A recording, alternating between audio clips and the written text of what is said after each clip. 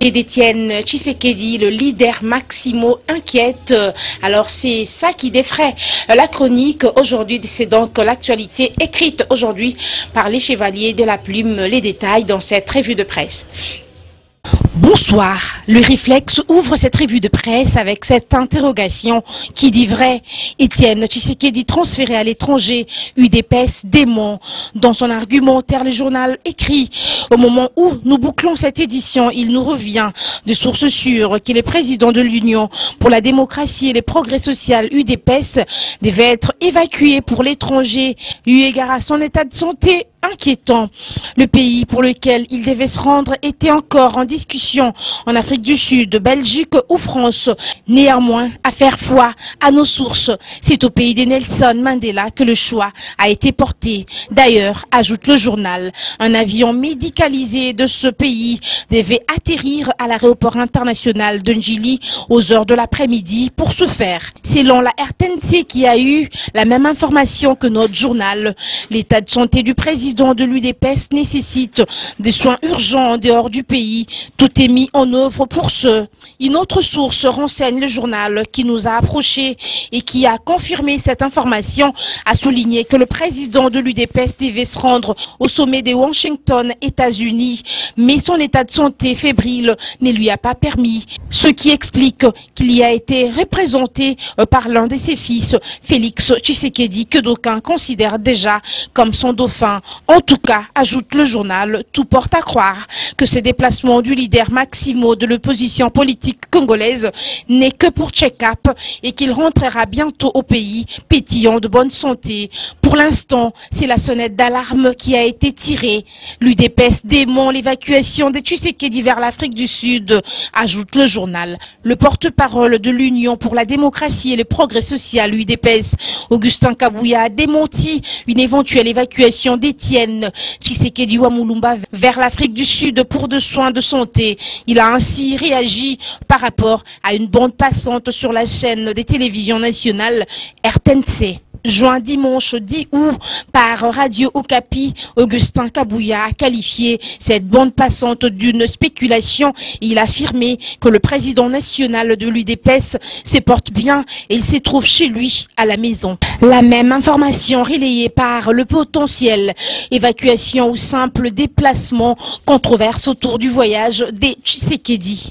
Le pavé provient de la RTNC, la télévision nationale, à travers une bande défilante qui a annoncé l'évacuation du président de l'UDPS par un avion médicalisé pour lesquels les autorisations avaient déjà été données. La nouvelle a soulevé un tollé dans les rangs de l'UDPS. Le parti de Tshisekedi, depuis son siège des Limité, l'UDPS a crié à une machination balayant d'un revers de la main le communiqué repris sur la RTNC, même si le motif de son déplacement est tenu secret. À Limité, on confirme néanmoins que le voyage de Tshisekedi prévu pour ce dimanche est reporté juste pour des raisons de calendrier. Le Sphinx prendra place, affirme un de ses conseillers, demain mardi à bord d'un régulier de Bruxelles Airlines.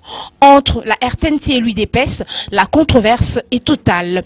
Évacuation ou simple voyage, s'interroge le journal, et de répondre, la polémique a enflé hier dimanche sur les déplacements à l'étranger d'Étienne Tshisekedi, président de l'UDPS, prévu depuis des semaines. Dans la bande défilante diffusée en boucle à la radio-télévision nationale congolaise RTNC, il était fait état du traitement suivi du leader Maximo de l'UDPS au centre Montcollet de Mongafula, daté du 3 juillet dernier jusqu'à ces jours. La source ajoutait également que les autorisations de l'aviation civile congolaise avaient accordé l'autorisation de survol et d'atterrissage à un avion médicalisé affrété à l'effet d'assurer une évacuation sereine du président de l'UDPS dans la sécurité la plus totale. La destination finale de cette évacuation médicale, selon la télévision publique, serait soit l'Afrique du Sud ou l'Europe. Toujours en politique, l'avenir note dans une déclaration politique Pius Mwabilou contre Jean-Bertrand Ewanga. La liberté d'expression n'est pas à confondre avec la diffamation. Pius Mwabilou, président national du Congrès national congolais CNC, condamne avec véhémence les insultes et les incitations à la haine à l'endroit du chef de l'État, du président de l'Assemblée nationale, du président du Sénat, du Premier ministre, du ministre porte-parole du gouvernement et du secrétaire général du PPRD, M. Jean-Bertrand Ewanga Issewanga, député national et secrétaire général de l'UNC, gouverneur honoraire et sans réalisation de la province de l'Équateur.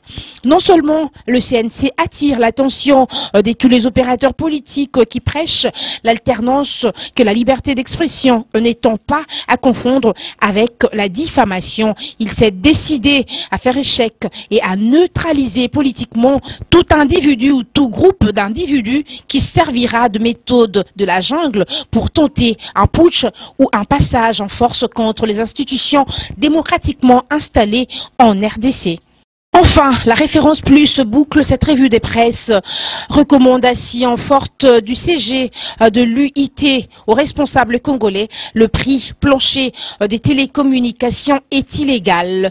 Pour le patron de l'Union internationale des télécommunications, le tarif est librement fixé par les opérateurs cellulaires. Il est allé à la libre concurrence. La RPTC a pour devoir, entre autres, de protéger l'intérêt des consommateurs congolais, d'empêcher que les opérateurs se liguent en cartel dans les buts d'extorquer ou d'asphyxier le droit des consommateurs. Il a rappelé le prescrit de la législation qui impose l'intercommunication obligatoire pour tous les opérateurs cellulaires. Des sources rapportent que le patron de l'UIT n'aurait guère apprécié l'indiscipline qui règne dans les secteurs des télécommunications dans notre pays. Il a donné des instructions et formulé des recommandations aux responsables congolais pour un bon fonctionnement de ce secteur, en conformité à la législation internationale édictée par son institution. On indique que Dr Amadou Touré a rappelé à ses interlocuteurs ses droits fondamentaux qui régissent le secteur de la téléphonie cellulaire. L'interconnexion est obligatoire pour tous les opérateurs. L'État ne doit pas réguler les prix. Les prix planchers et illégaux et contre la concurrence. Ce n'est pas tout, ajoute le journal. Il a également déploré le coût du GSM dans notre pays, considéré comme l'un des plus exorbitants du continent. Deux recommandations ont été formulées à ce sujet. Les régulateurs étant catalyseurs sont devoir et de protéger l'intérêt des consommateurs, d'empêcher que des opérateurs se liguent en cartel dans les buts d'extorquer, d'asphyxier les droits des consommateurs, a martelé le secrétaire général de l'UTU. C'est donc tout pour cette revue de presse. Mesdames, Messieurs, bonsoir. Elle s'achève donc cette revue de presse. Merci à vous tous, chers internautes, de l'avoir écoutée. Retrouvez-moi demain, si Dieu le veut. Merci.